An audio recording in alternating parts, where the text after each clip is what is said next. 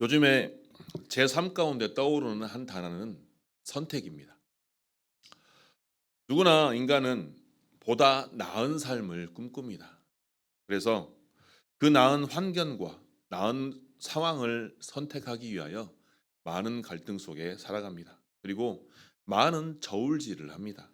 그리고 그 선택이 올바른 선택이기를 원합니다. 그런데 어떻습니까? 그 선택하는 과정 중에 많은 갈등을 겪게 됩니다. 과연 내가 선택하는 이 선택이 옳은 선택일까?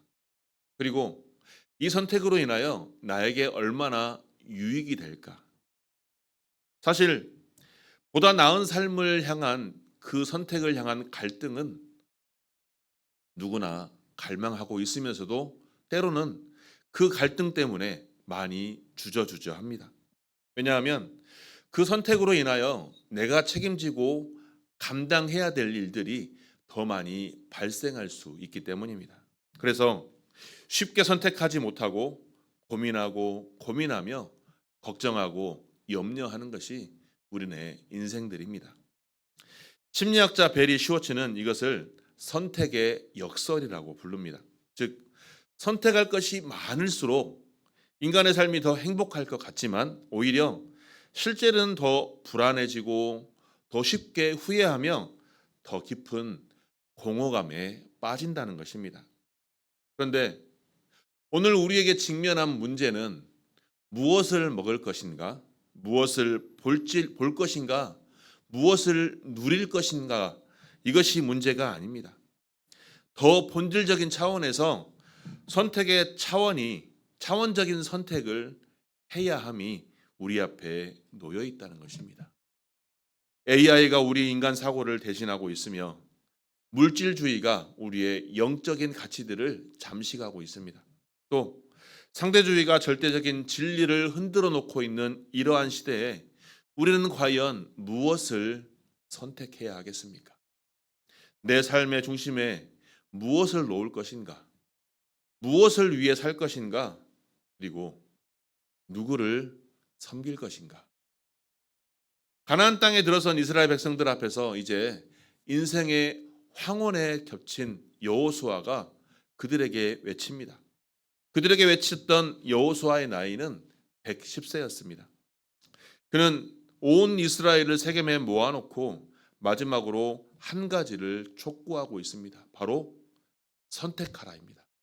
오늘 말씀 15절 말씀입니다. 다시 한번 읽겠습니다. 시작. 만일 여호와를 섬기는 것이 너희에게 좋지 않게 보이거든 너희 조상들이 강 저쪽에서 섬기는 신들이든지 또는 너희가 거주하는 땅에 있는 아모리 족속의 신들이든지 너희가 섬길 자를 오늘 택하라. 오늘 나와 내 집은 여호와를 섬기겠노라. 오늘 이 말씀이 3200년 전에 이스라엘 백성들에게 선포되었던 이 말씀이 오늘 우리에게도 동일하게 울려 퍼집니다. 그렇다면 우리는 어떠한 선택을 해야겠습니까? 그 첫 번째가 바로 우리는 중립이 아닌 반드시 선택을 해야 됩니다. 자, 이스라엘 백성들은 어떻습니까? 이제 40년 광야 생활을 지나서 하나님께서 택하신 가나안 땅에 들어섰습니다. 자, 이스라엘 백성들이 가나안 땅에 들어설 때 가나안 정복 전쟁을 통해서 그들의 이방 민족들을 다 몰아냈습니다. 물론 다 몰아낸 건 아니었지만 어느 정도 다 몰아내고 이제 가나안 땅에 입성하게 되었습니다. 그런데 전쟁이 끝나고 평화가 찾아와야 될 그 순간에 가장 위험한 순간이 찾아오고 말았습니다. 전쟁 중에는 어땠습니까? 내 목숨이 위협하니 내가 두려우니 하나님을 찾았던 백성들이 이제 전쟁이 끝나고 평화가 찾아오자 그 눈이 다른 곳으로 돌려지고 있는 것입니다. 가나안 땅의 이방 신들을 보니 그 이방 신들은 어떻습니까? 풍요와 다산을 약속하며 화려한 겉모습으로 치장되어 있는 그 모습들이 이스라엘 백성들의 마음을 유혹하기 시작했던 것입니다. 세속적인 욕구로 이스라엘 백성들을 자극하면서 이방 우상 문화의 숭배를 자연스럽게 접할 수 있도록 사방에서 공격하고 진치고 있었던 것입니다. 이러한 때 여호수아는 오늘 말씀 오직 너희는 여호와를 경외하여 온전함과 진실함으로 그를 섬기라라고 강력하게 명령하면서 15절에서 섬길 자를 오늘 택하라라고 확실하게 말씀하고 있습니다. 그 핵심은 무엇일까요? 하나님을 선택하지 않는 것 자체가 하나님을 버리는 선택이라는 것입니다. 하나님도 택하고 이방신도 택하고 이러한 것들이 바로 하나님을 온전하게 선택하지 않는 죄악이라고 오늘 여호수아는 강력하게 선포하고 있는 것입니다. 우리 신앙의 세계는 결코 중립지대가 없습니다. 예수님께서도 신약 마태복음 12장 30절에서 이렇게 말씀하십니다. 나와 함께하지 아니하는 자는 나를 반대하는 자요 나와 함께 모으지 아니하는 자는 해치는 자니라. 또 요한계시록 라오디게아 교회를 향한 더욱 준엄한 말씀도 행하십니다. 내가 차지도 아니하고 뜨겁지도 아니하도다. 내가 차든지 뜨겁든지 하기를 원하노라. 내가 이같이 미지근하여 차지도 아니하고 뜨겁지도 아니하니 내 입에서 너를 토하여 내치리라. 계시록 3장 15절에 16절 말씀입니다. 자, 이러한 말씀들에 우리가 경계해야 될 것이 무엇일까요? 각성해야 될 것이 무엇일까요?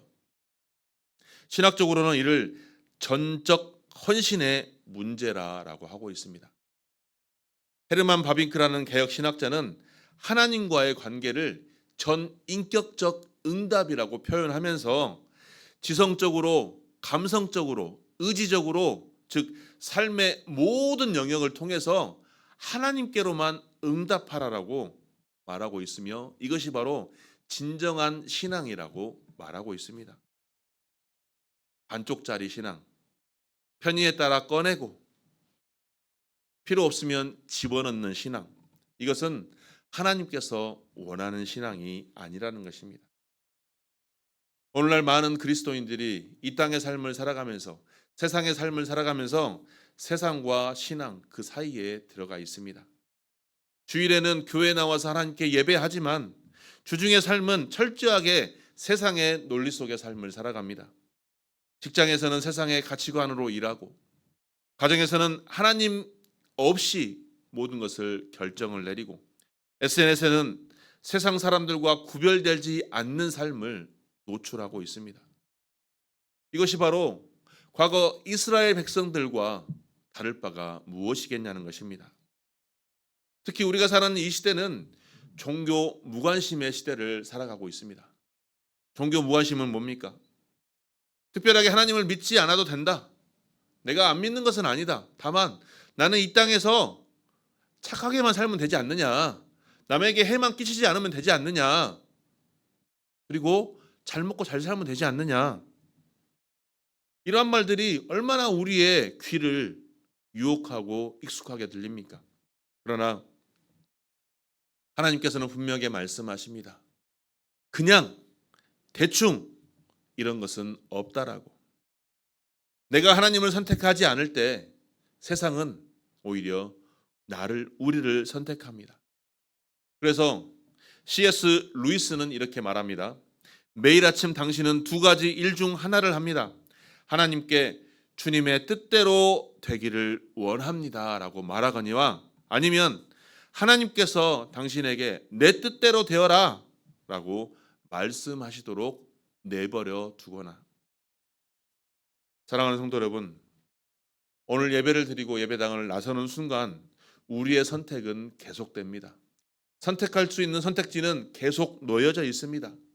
그 선택의 순간에서 나는 무엇에 집중을 하고 무엇에 시간을 하려 하겠습니까? 무엇에 내 물질을 사용하고 내 무엇에 온전하게 집중하며 어떠한 것에 우선순위를 두시겠습니까? 내가 어떠한 것에 우선순위를 두는 것에 바로 내가 섬기는 신을 나타내 보일 수 있음을 기억하시기 바랍니다.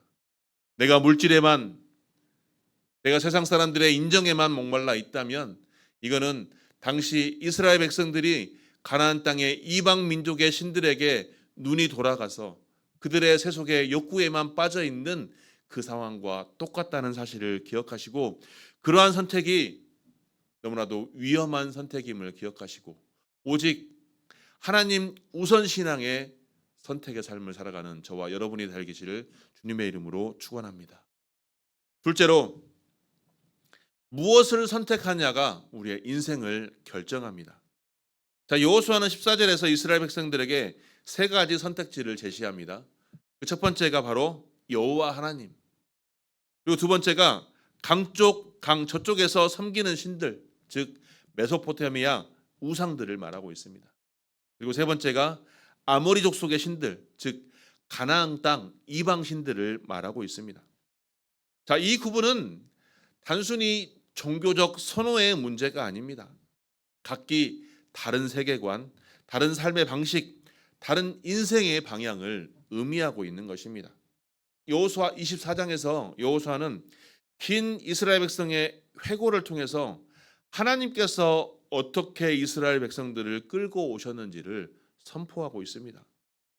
자, 여호수아 24장 1절과 2절 말씀을 보면, 여호수아께서 주위의 모든 원수들로부터 이스라엘을 쉬게 하신 지 오랜 후에 여호수아가 나이가 많아 늙은지라 여호수아가 온 이스라엘 곧 그들의 장로들과 수령들과 재판장들과 관리들을 불러다가 그들에게 이르되 나는 나이가 많이 늙었도다. 이렇게 하시면서 하나님께서 이스라엘 백성들을 어떻게 가나안 땅까지 끌고 왔는지를 13절까지 말씀하고 있는 것입니다. 하나님께서 아브라함을 세우시고 이삭과 야곱을 세우시고 그리고 모세를 통해 출애굽하게 하셔서 40년 광야 생활을 통해 가나안 땅에 입성하게 하셨습니다. 그리고 그러한 선택의 역사는 단순한 과거의 역사가 아니라 그러한 역사를 통해서 하나님께서 말씀하시고자 하는 그 이야기가 무엇입니까? 오늘 14절의 말씀입니다. 그러므로 내가 너희를 이제까지 이끌어 왔으므로 이제 여호와를 경외하며 온전함과 진실함으로 그를 섬기라라고 현재적으로 촉구하고 있는 것입니다. 이것은 무엇일까요? 하나님께서 이스라엘 백성들과 약속하신 그 언약을 갱신한 것입니다.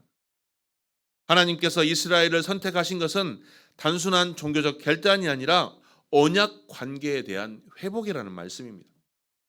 즉 하나님께서 이스라엘 백성들에게 은혜를 베푸셨고 그 은혜를 응답하는 것이 바로 이스라엘 백성들의 선택에 달려 있다는 것입니다. 이것이 바로 칼 바르트가 강조한 선택의 신앙입니다. 하나님께서 선택하셨기 이전에, 우리가 하나님을 선택하기 이전에 이미 하나님께서 우리를 선택하셨다는 것입니다. 그래서 요한복음 15장 16절 말씀에도 너희가 나를 택한 것이 아니요 내가 너희를 택하여 세웠나니라고 말씀하고 있는 것입니다. 선택에는 반드시 결과가 따릅니다. 어떠한 결과가 따를까요? 신명기 30장 19절에서 말씀합니다. 내가 오늘 하늘과 땅을 불러 너희에게 증거를 삼노니 내가 생명과 사망과 복과 저주를 내 앞에 두었은즉 너와 내 자손이 살기 위하여 생명을 택하고. 무엇을 택하고? 생명을. 왜? 너와 내 자손이 살기 위하여. 하나님은 절대 우리에게 강요하지 않으십니다. 하지만 어떤 길이 생명의 길임을 우리에게 분명하게 말씀하십니다. 오늘날 많은 사람들이 하나님 없이도 행복한 삶을 살아가고 있노라고 여전히 공포하고 다닙니다. 또 많은 크리스찬들도, 많은 그리스도인들도 믿지 않는 저 사람들은 저렇게 행복해 보이는데 왜 우리는 하나님을 믿는 믿음의 백성들인데 왜 우리는 이렇게 늘 고난의 삶만 살아갑니까? 하면서 한탄의 목소리를 높입니다. 그런데 세상을 향한 선택, 더 많은 물질과 더 많은 재물과 더 많은 쾌락과 세속적인 그러한 것들을 선택한 사람들의 이야기는 처음에는 화려해 보이지만 그 끝을 보면 성경의 말씀들이 얼마나 정확한지를 알 수 있습니다. 욥기의 교훈처럼 물질은 하루아침에 사라질 수 있습니다. 한국 사회에 은퇴한 사람들의 극심한 공허함에 시달리는 사람들의 이야기들, 성공을 위해 많은 사람들을 짓누르며 짓밟으며 살았던 사람들이 결국 성공의 정점에 올랐을 때 자신의 한계를 느끼고 목숨을 끊어버리는 많은 사람들의 이야기, 모든 것을 가진 것처럼 보이면서도 잠을 이루지 못하는 그 많은 사람들의 이야기, 또 실제 우리의 삶 속에서도 많이 느껴지는 내가 왕처럼 군림하려고 하는 그러한 삶의 선택을 하는 사람들의 그 끝의 결말들이 얼마나 비참한 결말로 이루어지는지 우리는 우리의 삶을 통해, 우리의 이야기들을 통해 많이 듣고 알고 있습니다. 이것은 무엇일까요? 바로 하나님을 선택하지 않는 결과의 결말인 것입니다. 그러나 하나님을 선택한 삶은 어떻습니까? 내 삶 속에 늘 고통과 고난이 있습니다. 순탄한 삶이 보장되지 않습니다. 그러나 어떻습니까? 그럼에도 불구하고 어떠한 환경 속에서도 흔들리지 않는 평강, 죽음 앞에서도 무너지지 않는 소망, 상실과 좌절 속에서도 감사할 수 있는 능력이 주어진다는 것입니다. 바울은 그래서 빌립보서 4장 11절에서 이렇게 고백합니다. 내가 궁핍함으로 말하는 것이 아니라 어떠한 형편에든지 나는 자족하기를 배웠노라. 우리가 지금 가장 많은 에너지를 쏟고 있는 부분이 무엇일까요? 내가 가장 많은 신경을 쓰고 있는 부분이 무엇일까요? 그것이 우리의 실제의 선택을 보여줍니다. 그런데 하나님께 정직하게 물어보시기 바랍니다. 하나님, 나는 무엇을 선택하며 살아가고 있습니까? 내 마음의 중심에 무엇이 가장 우선순위의 삶입니까? 하나님을 선택할 때, 하나님을 선택하는 것이 이 땅의 모든 것을 버리는 것이 아닙니다. 이 땅의 모든 것을 포기하는 것이 아닙니다. 오히려 이 땅의 모든 것을 올바른 자리에 두는 것입니다.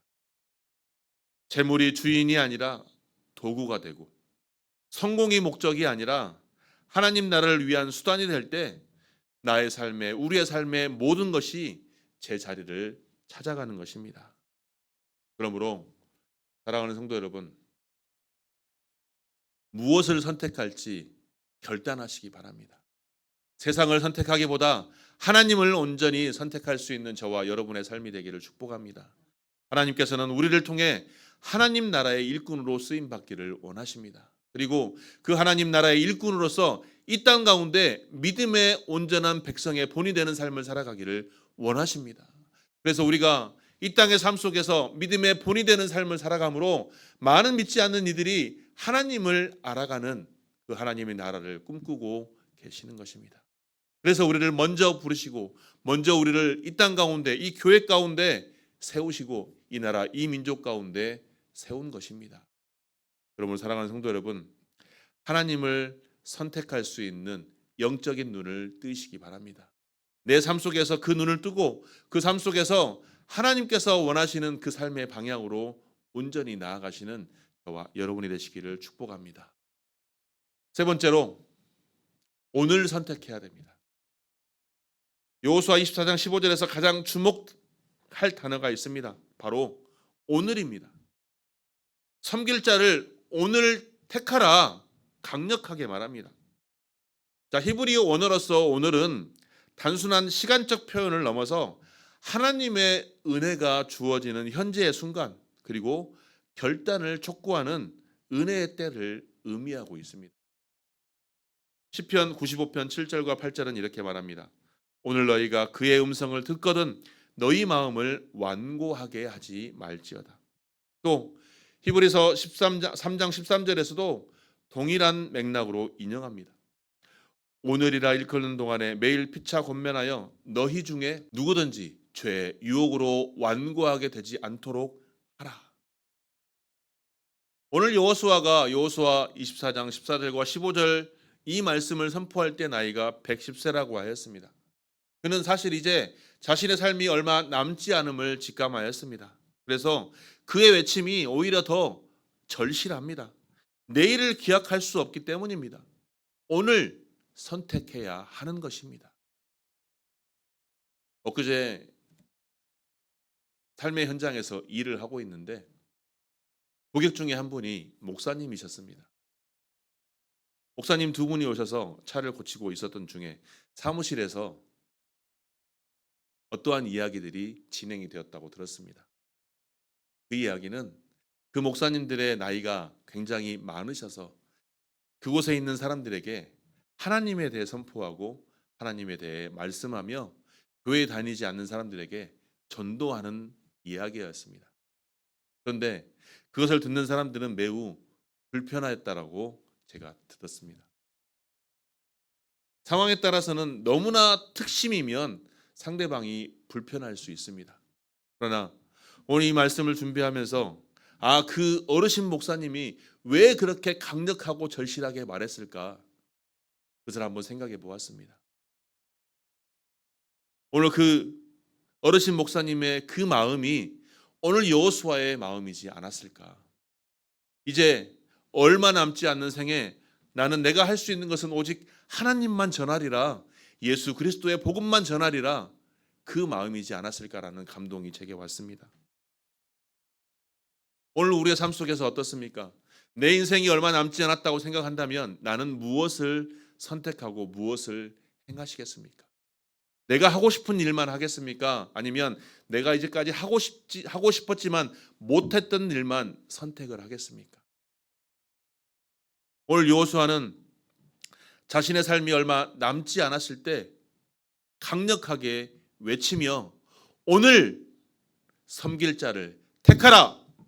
강력하게 선포하고 있는 것입니다. 왜? 이것이 바로 종말론적 긴박성의 문제이기 때문입니다. 마가복음 1장 15절의 말씀에 예수님께서도 공생의 첫 선포 때가 이렇게 말씀하고 있습니다. 때가 찼고 하나님의 나라가 가까이 왔으니 회개하고 복음을 믿으라. 하나님의 나라가 언제 올지는 아무도 알 수 없습니다. 우리가 잠을 자고 있는 이 시기에 바로 다음 날 올 수도 있습니다. 그때 준비되지 않는 다섯 처녀들이 울부짖으며 밖에서 문을 두드리는 것처럼 어리석은 행보를 할 것이 아니라 우리가 하나님의 나라의 백성의 온전한 삶으로 하나님을 온전히 선택하는 삶으로 하나님께 선택받는 우리가 되기를 축복합니다. 하나님의 나라는 이미 시작이 되었습니다. 그러나 아직 완성을 향해 나아가고 있는 것입니다. 그 노인 사이에서 우리는 매일매일 선택의 순간에 놓여 있습니다. 그래서 여호수아는 어땠습니까? 오늘 나와 내 집은 여호와를 섬기겠노라라고 고백할 때 이 고백이 자신 스스로의 혼자만의 고백이 되었을까요? 아닙니다. 개인적인 결단을 넘어서 공동체적인 선언이 될 수 있었던 것입니다. 신앙의 선택은 결국 혼자만 하는 것이 아닙니다. 내가 하나님을 선택하느냐 마느냐, 이것이 바로 내 자녀들에게도 내 가정에도 내가 속한 공동체에도 영향을 미치게 되는 것입니다. 세대를 넘어서 흘러가는 신앙의 강물을 만들어내는 것이 내가 먼저 선택을 해야만 그 선택이 오늘 나의 선택을 통해서 이루어진다는 사실을 우리가 꼭 기억해야 합니다. 그런데 우리는 어떻습니까? 내 삶의 문제가 조금 안정되면 내가 열심히 더 봉사하겠습니다. 나는 지금 육아에 너무 바쁩니다. 그러니 애들이 좀 더 크면 더 열심히 섬기겠습니다. 내가 지금 하는 일이 너무 바쁘니 내가 이 일을 은퇴하고 나서 하나님의 말씀도 많이 보고 내가 선교사 사역도 하고 열심히 섬기겠습니다. 이러한 말들을 많이 합니다. 그런데 결코 나중은 오지 않습니다. 오더라도 이미 우리의 영혼이 이 세상에 길들여져 있기 때문에 습관이 쌓이고 마음이 굳어져서 결코 돌아갈 희망이 보이지 않는 것입니다. 그래서 고린도후서 6장 2절에서는 보라 지금은 은혜 받을 만한 때요. 보라 지금은 구원의 날이로다라고 말하면서 지금 이 순간 하나님이 우리에게 주신 선택의 때임을 강력하게 말씀하고 있습니다.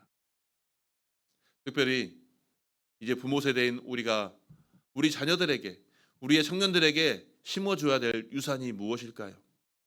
재산, 세상의 권력, 가장 위대한 유산은 신앙입니다. 부모가 무릎 꿇어 기도하는 모습, 어려운 상황일수록 하나님을 붙드는 모습, 예배자의 삶을 교회에서만이 아닌 삶 속에서도 살아가는 모습을 우리 자녀들에게 물려주어야 할 가장 큰 유산임을 기억해야 할 것입니다. 그리고 그 유산을 내가 선택하고 내가 온전히 살아가겠노라 결단하는 날이 바로 오늘이 되기를 소망합니다.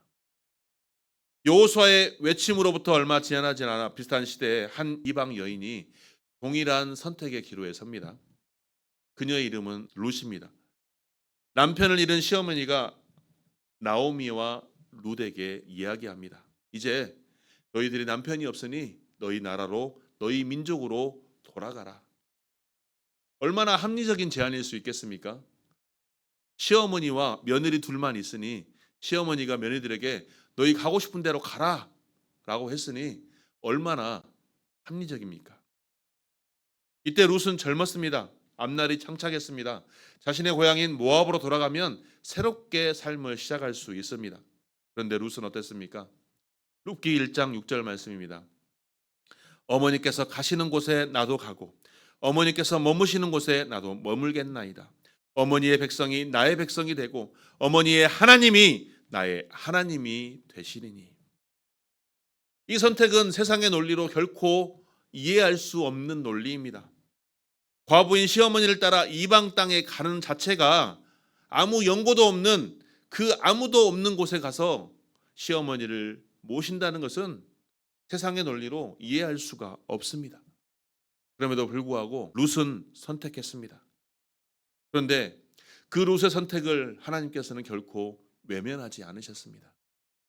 룻은 결국 보아스를 만나고 오벳을 낳고 다윗의 증조모가 되어서 마침내 예수 그리스도의 족보가 오르며 성경에 기록된 여인으로 남게 됩니다.